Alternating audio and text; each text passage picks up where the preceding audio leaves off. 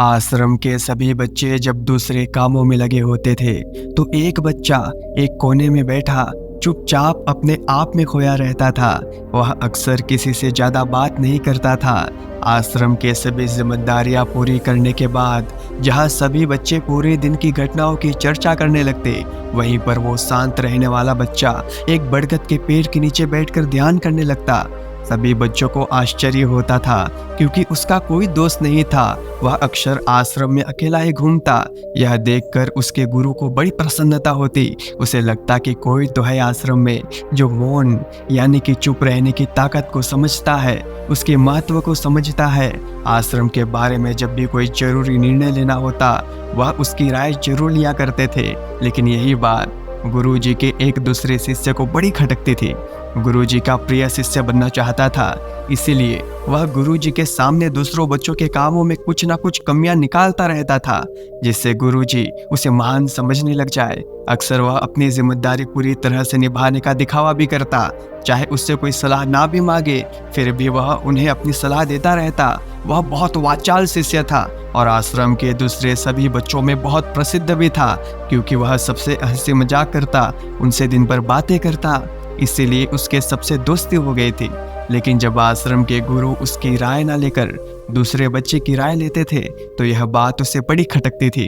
उसे यह लगता था कि वह उस दूसरे बच्चे से ज्यादा बुद्धिमान है, लेकिन गुरुजी फिर भी उसकी तरफदारी करते हैं। ऐसा नहीं था कि गुरु को उस वाचाल शिष्य के स्वभाव के बारे में पता नहीं था, लेकिन गुरुजी उसे अपने तरीके से सीख देना चाहते थे, ताकि उसकी ज्यादा बोलने की आदत, दिखावा करने की आदत, दूसरों में कमियां निकालने की आदत हमेशा हमेशा के लिए खत्म हो जाए और वो मौन रहकर ध्यान की गहराइयों को छू पाए। असल में हर सच्चे गुरु की यही इच्छा होती है। वो किसी तरीके से उस वाचाल शिष्य को एहसास कराना चाहते थे कि चुप रहने से ही उस असीम सत्य को जाना जा सकता है, उस विराट का एहसास चुप होकर ही किया जा सकता है। एक दिन गुरुजी को एक तरीका सूझा। उन्होंने आश्रम के सभी बच्चों को अपने पास बुलाया और कहा, मैं तुम सभी को दो दो हिस्सों में बांटकर अलग अलग गांव में भिक्षा मांगने के लिए भेज रहा हूं, और जो भी दो बच्चे सबसे ज्यादा भिक्षा मांग कर लाएंगे, उन दोनों को आश्रम की सभी जिम्मेदारी निभाने का मौका दिया जाएगा।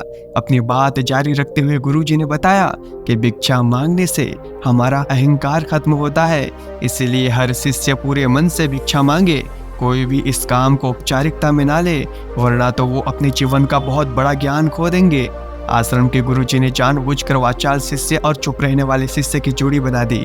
वाचाल शिष्य के मन में सिर्फ एक ही बात चल रही थी कि इस बार उसे मौका मिला है, इस बार गुरुजी को दिखा देगा कि वो चुप रहने वाले शिष्य से कितना ज्यादा प्रतिभावान है।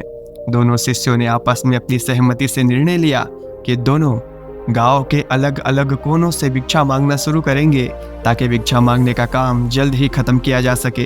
चुप रहने वाला शिष्य हर द्वार पर जाकर अपने हाथ जोड़कर अपना भिक्षा का पात्र उनके सामने कर देता। उसके चेहरे पर एक सादगी और उसकी आंखों में एक एकांत होता था, जिससे भिक्षा देने वाले उसे भिक्षा देकर अपने आप को अनुग्रहित समझते थे। वहीं पर दूसरा वाचाल शिष्य हर द्वार पर जाकर उनको कुछ न कुछ ज्ञान देने लगता था, जिससे ज्यादातर लोग उसे बिना भिक्षा दिए ही लौटा देते थे। पूरे गांव में भिक्षा मांगकर जब दोनों गांव के बीच में मिले तो वाचाल शिष्य ने देखा कि चुप रहने वाले शिष्य के पास इससे दुगनी भिक्षा थी। यह देखकर उसे मन ही मन बहुत ठेस पहुंचा।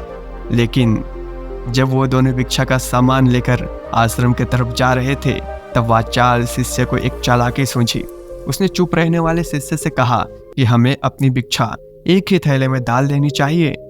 गुरुजी ने हम दोनों को एक साथ भिक्षा लाने के लिए कहा था। चुप रहने वाले शिष्य ने बिना कुछ बोले अपनी सारी भिक्षा उसके थैले में डाल दी।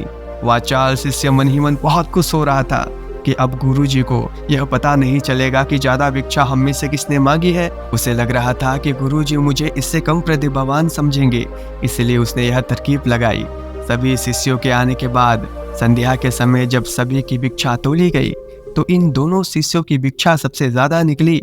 गुरुजी ने इन दोनों का अभिवादन करते हुए आश्रम के सभी बच्चों के सामने उनके पीठ थपथपाते हुए उन्हें मुबारकबाद दी और कहा कि मैं आश्रम का कार्यभार तुम दोनों को नहीं सौंप सकता, इससे आपसी मतभेद होने का खतरा रहता है, इसलिए तुम दोनों में से जो ज्यादा भिक्षा लेकर आया है, आश्रम की जिम्मेदारी उसे ही सौंपी जाएगी। जब उन्होंने पूछा कि तुम में से ज्यादा भिक्षा कौन मांग कर लाया था? तो वाचाल शिष्य ने कहा कि गुरुजी, मैं इससे दुगनी भिक्षा मांग कर लाया था, लेकिन मुझसे गलती हो गई कि मैंने वो दोनों भिक्षा एक ही थैले में डाल दी। मुझे नहीं पता था कि आप ऐसा निर्णय लेने वाले हो, वरना तो मैं अपनी भिक्षा का थैला अलग ही रखता। इस पर गुरुजी ने चुप रहने वाले शिष्य से पूछा कि क्या तुम इसकी बात से सहमत हो? क्या तुम इससे कम भिक्षा लेकर आए थे? यह सुनकर चुप रहने वाले शिष्य ने कहा कि गुरुजी, मेरे पास ऐसा कोई भी साधन नहीं जिससे मैं यह साबित कर पाऊं कि मैं इससे ज्यादा भिक्षा लेकर आया था। असल में यह उल्टा बोल रहा है। दुगनी भिक्षा मैं लेकर आया था, यह मुझसे आधी भिक्षा लेकर आया था और इसी ने मुझसे भिक्षा एक थैले में डालने की बात कही थी। आश्रम से कुछ दूरी पर एक पहाड़ी थी जिसके पीछे सूरज अभी अभी संध्या के समय ढल रहा था। गुरुजी को तो पता ही था कि सच कौन बोल रहा है, लेकिन बाकी बच्चों के सामने सच साबित करने के लिए उन्होंने उन दोनों से एक सवाल पूछा कि पीछे पहाड़ी पर तुम्हें क्या दिखाई दे रहा है? यह सुनकर वाचाल शिष्य झट से बोल पड़ा कि गुरुजी, पहाड़ी के पीछे सूरज अपना रंग बिखेर रहा है, आसमान में लालिमा छाई हुई है, यह बहुत ही सुंदर दृश्य है। वो तो और भी बहुत कुछ कहना चाहता था, लेकिन गुरुजी ने उसे चुप करते हुए दूसरे शिष्य से जवाब जानने के लिए जब उसकी तरफ देखा तो उसकी आंखों में आंसू भरे हुए थे। श्रद्धा, भक्ति और प्रेम से उसकी आंखें भर आई थी। गुरुजी को उससे पूछने की जरूरत ही नहीं पड़ी। गुरुजी ने सभी बच्चों को संबोधित करते हुए कहा कि मैंने सवाल किया था कि पहाड़ी के पीछे तुम्हें क्या दिखाई दे रहा है? ज्यादातर लोगों को यही दिखाई देगा कि एक बहुत सुंदर दृश्य है, लेकिन मजे की बात यह है कि सुंदरता बोलकर नहीं बताई जा सकती, उसे महसूस किया जाता है और सामने वाला उस सुंदरता को आपकी आंखों में देख पाता है। चुप रहने वाले शिष्य की तरफ इशारा करते हुए गुरुजी ने कहा कि असल में सुंदरता इसी बच्चे ने देखी है। दूसरे बच्चे ने सिर्फ सुंदरता की व्याख्या की है, लेकिन इसने वास्तविकता में उस सुंदरता को महसूस किया है। अपने आप को ऊंचा दिखाने की सभी कोशिशें नाकाम होते देख वाचाल शिष्य वहीं पर फूट फूट कर रोने लगा। उसको चुप कराते हुए गुरुजी ने कहा कि बेटा, मुझे पहले से पता था कि तुम झूठ बोल रहे हो, लेकिन मैं तुम्हें उस झूठ का एहसास कराना चाहता था। सभी बच्चों को संबोधित करते हुए गुरुजी ने बताया कि शब्द जाल की तरह होते हैं। हमारे ज़्यादा बोलने की वजह से बहुत सारी समस्या पैदा होती है।